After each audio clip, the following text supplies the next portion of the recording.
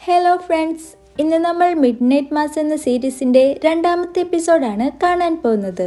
ആദ്യത്തെ എപ്പിസോഡ് കാണാത്തവർ അത് കണ്ടതിന് ശേഷം ഈ വീഡിയോ കാണുക. You are watching explanation files. ദ്വീപിനെ പിടിച്ചു കുലുക്കിയ കൊടുങ്കാറ്റിനും പേമാരിക്കും ശേഷം രാവിലെ ദ്വീപിലെ ഒരു ബീച്ച് സൈഡിൽ ഒരുപാട് പൂച്ചകൾ ചത്തുകിടക്കുന്നത് കാണുന്നു. ഇതിനെക്കുറിച്ച് അന്വേഷിക്കാനായി അവിടെ എത്തുകയാണ് ഷെരീഫ്. എന്തോ ഒരു ജീവി ആക്രമിച്ചാണ് ആ പൂച്ചകളെ കൊലപ്പെടുത്തിയിരിക്കുന്നത് എന്ന് അയാൾക്ക് മനസ്സിലാവുന്നു. ആക്ച്വലി ഷെരീഫ് ഒരു മുസ്ലിം മതവിശ്വാസിയാണ്. ഈ സമയം അവിടെ എത്തുന്ന മേയർ ഷെരീഫിനോട് സംസാരിക്കുന്നു. ഷെരീഫ്, നിങ്ങൾ ഇടയ്ക്ക് ചർച്ചിലേക്ക് വരൂ. നിങ്ങൾ അവിടെ നിന്നും മാറി നിൽക്കുന്നത് കൊണ്ടാണ് ജനങ്ങൾ നിങ്ങളുമായി അധികം അടുപ്പം കാണിക്കാത്തതെന്ന് പറയുകയാണ് മേയർ. അതിനൊന്നും തിരിച്ചു പറയാതെ നിൽക്കുകയാണ് ഷെരീഫ്. ഇത്രയും പൂച്ചകൾ ഒരുമിച്ച് എങ്ങനെയാകും മരണപ്പെട്ടത്? ഇവറ്റകൾക്ക് വല്ല അസുഖവും പിടിപെട്ടതാവുമോ എന്ന് സംശയത്തോടെ ചോദിക്കുകയാണ് മേയർ. എന്നാൽ എന്താണ് ആ പൂച്ചകളെ കൊന്നത് എന്നതിനെക്കുറിച്ചൊരു സൂചനയും അവർക്ക് ലഭിക്കുന്നില്ല. അച്ഛനോടൊപ്പം അവിടെ എത്തുന്ന റെയ്ലി മേയറിനോടും ഷെരീഫിനോടും കഴിഞ്ഞ രാത്രി അവൻ കണ്ട കാര്യങ്ങൾ പറയുന്നു. ഇന്നലെ കൊടുങ്കാറ്റിനിടയിൽ നമ്മുടെ പഴയ പാസ്റ്ററെ ഞാൻ കണ്ടിരുന്നു. അദ്ദേഹം വേഗത്തിൽ എങ്ങോട്ടോ പോകുകയായിരുന്നു. ഞാൻ അയാളെ പിന്തുടരാൻ ഒരുപാട് ശ്രമിച്ചെങ്കിലും വേഗത്തിൽ തന്നെ അവിടെ നിന്നും എങ്ങോട്ടോ ഓടി മറയുന്നതാണ് കണ്ടതെന്ന് പറയുകയാണ് റെയ്ലി. എന്നാൽ ഈ കാര്യങ്ങളൊന്നും തന്നെ ഷെരീഫും മേയറും വിശ്വസിക്കുന്നില്ല. ആ സീൻ അവിടെ കട്ടായി. ചർച്ചിന്റെ ഉള്ളിൽ കാണിക്കുന്നു. അവിടെ പ്രാർത്ഥിക്കാനായി എത്തിയിരിക്കുകയാണ് വീൽ ചെയറിലുള്ള ലിസ എന്ന പെൺകുട്ടി. ആക്ച്വലി ലിസ ദ്വീപിന്റെ മേയറുടെ മകളാണ്.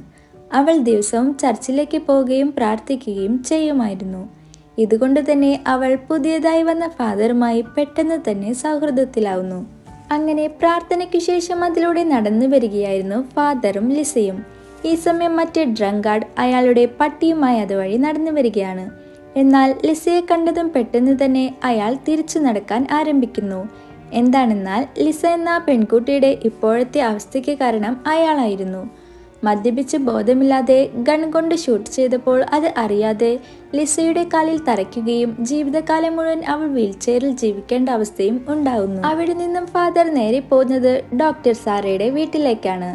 സാറയുടെ അമ്മ എപ്പോഴും ചർച്ചിലേക്ക് പോകുമായിരുന്നു. ഇപ്പോൾ മുകളിൽ നിന്നും വീണ് പരിക്ക് പറ്റിയതിനാൽ അവർക്ക് ചർച്ചിലേക്ക് വരാൻ സാധിക്കുന്നില്ല. അതുമാത്രമല്ല കണ്ണിന്റെ കാഴ്ചയും കുറഞ്ഞു വന്നിരുന്നു. ഈ വിവരങ്ങളെല്ലാം കേട്ടറിഞ്ഞ ഫാദർ അതിനെക്കുറിച്ച് അന്വേഷിക്കാൻ വേണ്ടിയാണ് അങ്ങോട്ട് വന്നിരിക്കുന്നത്. അവിടെ എത്തിയ ഫാദർ അവരുമായി സംസാരിക്കുകയും സാറയുടെ അമ്മയ്ക്ക് വേണ്ടി പ്രാർത്ഥിക്കുകയും ചെയ്യുന്നു. ആ സീൻ അവിടെ കട്ടാവുന്നു. ദ്വീപിലെ സ്കൂളിൽ ഓരോ ജോലികൾ ചെയ്തുകൊണ്ടിരിക്കുകയാണ് അവിടുത്തെ ടീച്ചർ കൂടിയായ എറിൻ. അവിടെയുള്ള ഗ്ലാസുകളെല്ലാം വൃത്തിയാക്കാൻ വേണ്ടി സ്കൂളിലെ സ്റ്റോറൂമിൽ നിന്നും ഗ്ലാസ് ക്ലീനർ എടുക്കാൻ വേണ്ടി പോകുന്ന എറിൻ അവിടെ ബേവെന്തോ അന്വേഷിക്കുന്നതായി കാണുന്നു. എറിന്റെ ശബ്ദം കേട്ടതും ഒരു പരിഭ്രമത്തോടെ ബേവ് തിരിയുന്നു.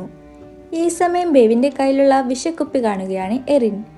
ഈ വിഷക്കുപ്പി എന്തിനാണ് എടുത്തത് എന്ന് എറിൻ ചോദിക്കുമ്പോൾ, അത് എൻ്റെ വീട്ടിൽ എലിശല്യം വളരെ കൂടിയിരിക്കുന്നു, അവറ്റകളെ കൊല്ലാൻ വേണ്ടിയാണ് എന്ന് അതിന് മറുപടി പറഞ്ഞ് അവിടെ നിന്നും പോവുകയാണ് ബേവ്. അടുത്ത ദിവസം രാവിലെ എല്ലാവരും ചർച്ചിലേക്ക് വരികയാണ്. എന്താണെന്നാൽ അവിടെ ഈസ്റ്റർ ആഘോഷങ്ങൾ നടക്കുന്നുണ്ടായിരുന്നു. ഫാദർ അവിടെ എത്തിയ എല്ലാവർക്കും വേണ്ടി പ്രാർത്ഥിക്കുകയും അതിനുശേഷം ചർച്ചിന്റെ പുറത്ത് എല്ലാവർക്കും വേണ്ടി ഒരു ആഘോഷങ്ങൾ സംഘടിപ്പിക്കുകയും ഭക്ഷണം നൽകുകയും ചെയ്യുകയാണ്.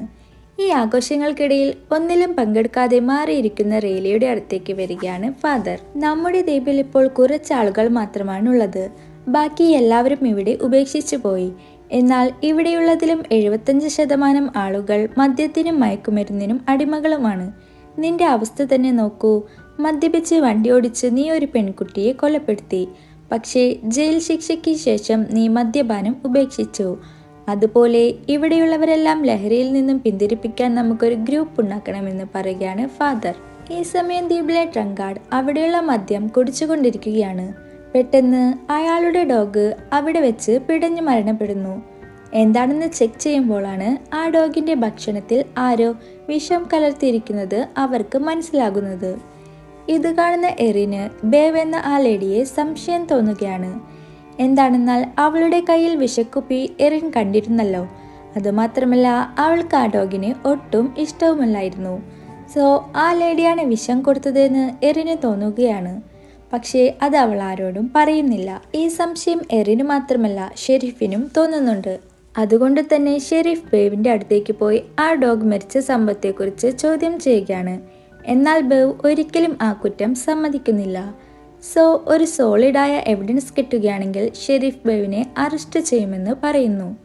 അവിടെ നിന്നും ഷെരീഫിന് നേരെ പോകുന്നത് കള്ളുകുടിയനായ ആ വ്യക്തിയുടെ അടുത്തേക്കാണ്. നിങ്ങൾക്ക് ആരെങ്കിലും സംശയമുണ്ടോ എന്ന് ഷെരീഫ് ചോദിക്കുമ്പോൾ, ബേവ് തന്നെയായിരിക്കും എൻ്റെ ഡോഗിനെ കൊന്നത്, അവൾക്ക് മാത്രമാണ് അതിനെ ഇഷ്ടമില്ലാതിരുന്നത് എന്നെല്ലാം പറയുകയാണ്. ആ സീനവിടെ കട്ടാവുന്നു. റെയ്ലിയും സഹോദരൻ ബാരനും അച്ഛനും കൂടി കടലിലേക്ക് മീൻ പിടിക്കാനായി പോവുകയാണ്. അവിടെയുള്ളവരുടെ പ്രധാന തൊഴിലും അതുതന്നെയാണ്. എന്നാൽ അവർക്ക് വളരെ കുറവ് മത്സ്യത്തെ മാത്രമാണ് ലഭിച്ചത്. അതിന് കാരണം ഷിപ്പിൽ നിന്നും ഓയിൽ ലീക്കായതാണെന്നെല്ലാം സംസാരിക്കുകയാണ് അവർ. അങ്ങനെ രാത്രിയിൽ ഫാദറിനോട് തനിച്ച് സംസാരിക്കാനായി ചർച്ചിലേക്ക് പോവുകയാണ് റെയ്ലി. എൻ്റെ ജീവിതം തന്നെ നശിച്ചു പോയി, ദൈവമുണ്ട് എന്നുള്ള വിശ്വാസം പോലും എനിക്കിപ്പോൾ ഇല്ല.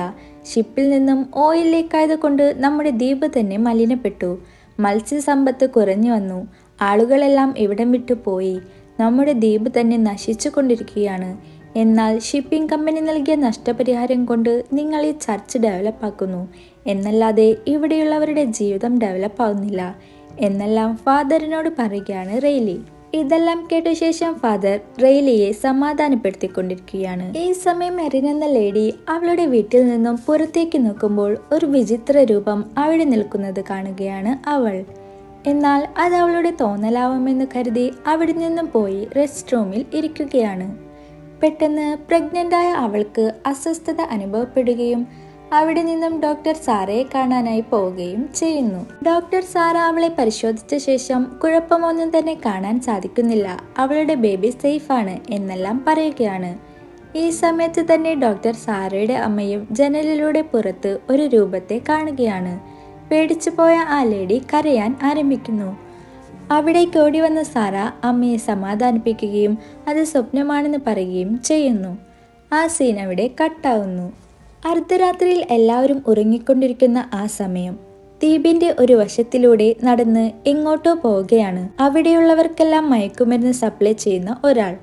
അങ്ങനെ നടന്നു പോയിക്കൊണ്ടിരിക്കുന്ന അയാൾ തകർന്നു കിടക്കുന്ന ഒരു പഴയ വീടിന്റെ മുൻപിൽ എത്തുകയാണ്. പെട്ടെന്ന് ആ വീട്ടിൽ നിന്നും എന്തൊക്കെയോ ശബ്ദങ്ങൾ കേൾക്കുന്നു. എന്താണെന്ന് നോക്കാനായി ആ തകർന്ന വീടിനുള്ളിലേക്ക് പോവുകയാണ് അയാൾ. പെട്ടെന്ന് ഒരു രൂപം അയാളുടെ മുൻപിലേക്ക് ചാടി വീഴുകയും അയാളെ പിടിച്ചുകൊണ്ട് ഇരുട്ടിലേക്ക് മറയുകയും ചെയ്യുന്നു. എന്ത് ജീവിയാണ് അയാളെ കൊണ്ടുപോയതെന്നോ അയാൾക്ക് എന്ത് സംഭവിച്ചെന്നോ കാണിക്കുന്നില്ല. അടുത്ത ദിവസം രാവിലെ ദ്വീപിലുള്ള കുറച്ചു പേർ പ്രാർത്ഥനയ്ക്കായി ചർച്ചിൽ എത്തിയിരുന്നു. അതിൽ മേയറുടെ മകളായ ലിസയും ഉണ്ടായിരുന്നു. പ്രാർത്ഥനയ്ക്ക് ശേഷം ലിസയെ ശ്രദ്ധിക്കുന്ന ഫാദർ, ലിസ, നീ ഇങ്ങനെ ഇരുന്നാൽ ശരിയാവില്ല, എൻ്റെ അടുത്തേക്ക് വന്നിത് വാങ്ങൂ എന്ന് പറയുകയാണ്. ഇത് കേട്ടതും അവിടെയുള്ളവർ ഫാദറിനെ കുറിച്ച് കുറ്റം പറയാൻ ആരംഭിക്കുന്നു. അവൾക്ക് ഒരിക്കലും നടക്കാനാവില്ല, ഫാദർ എന്തിനാണ് അവളോട് ഇങ്ങനെ പറയുന്നത്, ഇതെല്ലാം അവളിൽ ഒരുപാട് വിഷമമുണ്ടാക്കുമെന്നെല്ലാം പറയുകയാണ് അവിടെയുള്ളവർ. എന്നാൽ എല്ലാവരെയും ഞെട്ടിച്ചുകൊണ്ട് ലിസ വീൽ ചെയറിൽ നിന്നും എണീറ്റ് നടക്കുന്നു. ഒരിക്കലും നടക്കാനാവില്ലെന്ന് ഡോക്ടർമാർ വിധിയെഴുതിയ ലിസ നടന്നു ചെന്ന് ഫാദറിൽ നിന്നും സാക്രമെന്റൽ ബ്രെഡ് ഏറ്റുവാങ്ങുന്നു. ഈ കാഴ്ച കണ്ട് അമ്പരന്ന് നിൽക്കുന്ന ബാക്കിയുള്ളവരെ കാണിച്ചുകൊണ്ടാണ് എപ്പിസോഡ് അവസാനിക്കുന്നത്. ദ്വീപിൽ മറിഞ്ഞിരിക്കുന്ന ആ രൂപം എന്തായിരിക്കും? ഫാദറിന് എങ്ങനെയാണ് ഇത്തരം അത്ഭുത പ്രവൃത്തികൾ ചെയ്യാനാവുന്നത്? എല്ലാം അടുത്ത എപ്പിസോഡിൽ കാണാൻ സാധിക്കുമെന്ന് പ്രതീക്ഷിക്കാം. തുടർന്ന് എപ്പിസോഡ്സ് കാണാനായി എക്സ്പ്ലനേഷൻസ് ഫയൽ സബ്സ്ക്രൈബ് ചെയ്യൂ. Bye bye.